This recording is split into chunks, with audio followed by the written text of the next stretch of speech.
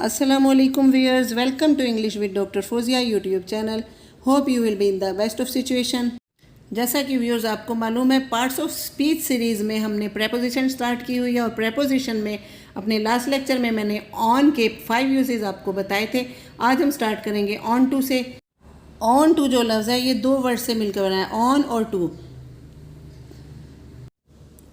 Viewers, on to का मतलब भी ऑन की तरह ही होता है, लेकिन इसमें फ़र्क सिर्फ मूवमेंट का आ जाता है, हरकत का। यानी एक चीज़ एक जगह पर थी तो वो हरकत करती हुई आकर दूसरी जगह पर बैठ गई।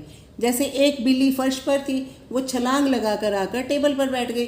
तो इसके लिए हम क्या यूज़ करेंगे? The cat climbed on to the table.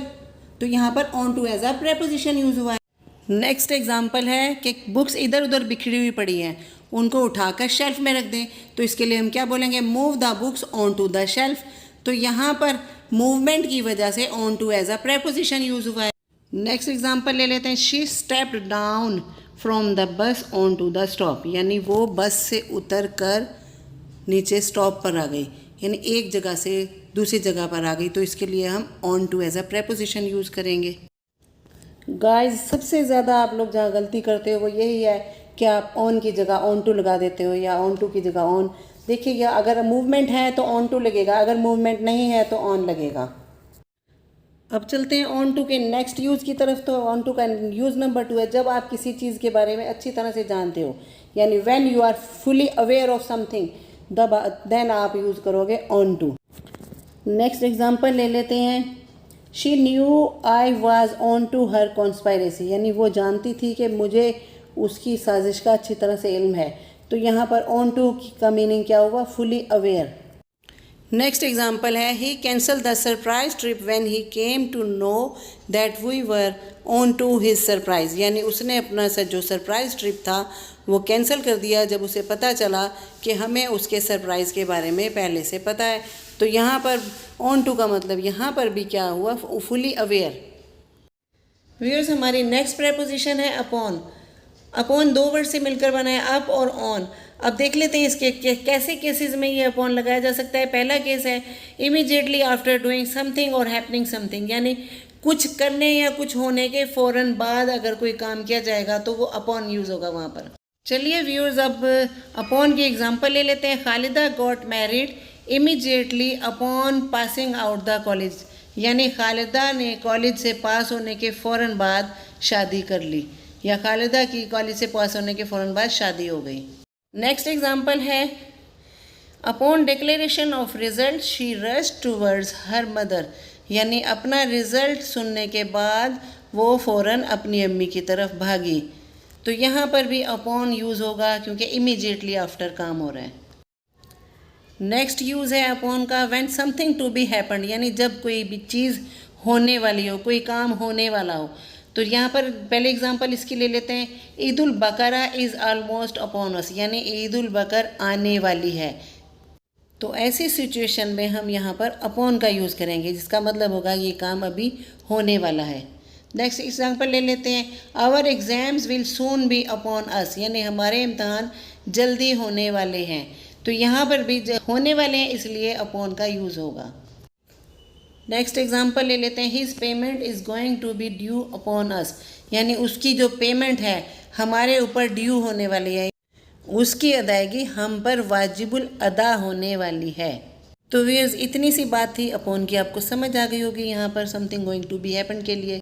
Third situation of upon ये है कि हम ऑन को हटाकर उसकी जगह पर अपॉन लगा देंगे अगर हम फॉर्मल डिस्कशन कर रहे होंगे। ये कुछ वर्ब्स हैं जिनके साथ ऑन भी आता है, लेकिन अगर हम पुरतकल्लुफ़ गुफ्तगू करेंगे तो इनके साथ अपॉन आएगा। Depend, congratulate, experience, happen, insist etcetera. यहाँ पर हम फॉर्मल मैनर में बात करेंगे। Her whole future depends upon your decision. यानी उस लड़की का पूरा फ्यूचर तुम्हारे फैसले पर मुनहसर है, तुम्हारे फैसले पर डिपेंड करता है। ये फॉर्मल डिस्कशन है। यहाँ पर ऑन भी आ सकता था डिपेंड के साथ, लेकिन ये फॉर्मल डिस्कशन की वजह से। नेक्स्ट एग्जांपल ले लेते हैं। They congratulate him upon his success. यानी उन्होंने उसको उसकी कामयाबी पर मुबारकबाद दी। ये फॉर्मल डिस्कशन है, फॉर्मल मैनर में कहा गया। यहाँ पर कंग्रेचुलेट के साथ ऑन भी लगाया जा सकता था। अपॉन को एज ए प्रेपोजिशन यूज़ करने की फोर्थ कंडीशन यहाँ पर है between two names when one is important to other, यानी दो नाउन्स के दरमियान, दो नामों के दरमियान आ सकता है जब एक नाम दूसरे से ज़्यादा इम्पोर्टेंट हो। एग्जाम्पल ले लेते हैं, he has worked hard year upon year, यानी उसने साल दर साल मेहनत की, यानी जो इस साल मेहनत की अगले साल उससे भी ज़्यादा की। तो यहाँ पर ऐसे केसेस में अपॉन का यूज़ होगा।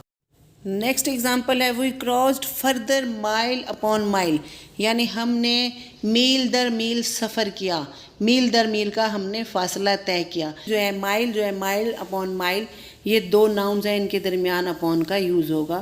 ये तो थे कुछ इंपॉर्टेंट यूज़, अब इससे भी ज़्यादा इंपॉर्टेंट यूज़ आपको बताने लगी हूँ। अपॉन के यूज़ की फिफ्थ सिचुएशन है anything consider to be in movement, यानी जब कोई चीज़ हरकत में समझी जाए तब हम उसके लिए अपॉन लगाएंगे। कुछ आपको याद आया जी, ऑन टू में भी ऐसे ही था, उसमें भी मूवमेंट थी। तो चलें हम एग्जांपल ले लेते हैं। We were put upon this earth for a purpose, यानी हमें ज़मीन पर एक मकसद के लिए लाया गया है। यहाँ पर हम आसमान से ज़मीन पर लाए गए, यानी मूवमेंट है, इसलिए यहाँ पर भी अपॉन यूज़ होगा। नेक्स्ट एग्जांपल ले लेते हैं, ही फेल अपॉन द ग्राउंड, यानी वो ज़मीन पर गिरा, यानी ऊपर था, कहीं किसी जगह पर था, वहाँ से ज़मीन पर गिरा। तो इसमें भी मूवमेंट हो रही, इसलिए यहाँ पर अपॉन लगेगा। लेकिन एक बात मेरी हमेशा अपने जहन में रखिए, अगर कोई चीज़ खुद चल कर एक जगह से दूसरी जगह जाए तो उसके लिए हमेशा अप टू यूज़ होगा, अपॉन यूज़ नहीं होगा। जल्दी से आज का क्वेश्चन ले लेते हैं। आज का सवाल है, हज़रत यूसुफ़ अलैहिस्सलाम के वालिद का नाम क्या था? अय्यूब अलैहिस्सलाम, याकूब अलैहिस्सलाम, इमरान या इसहाक अलैहिस्सलाम? कमेंट बॉक्स में जवाब ज़रूर दीजिएगा, आपका जवाब हमारे लिए बहुत अहम है।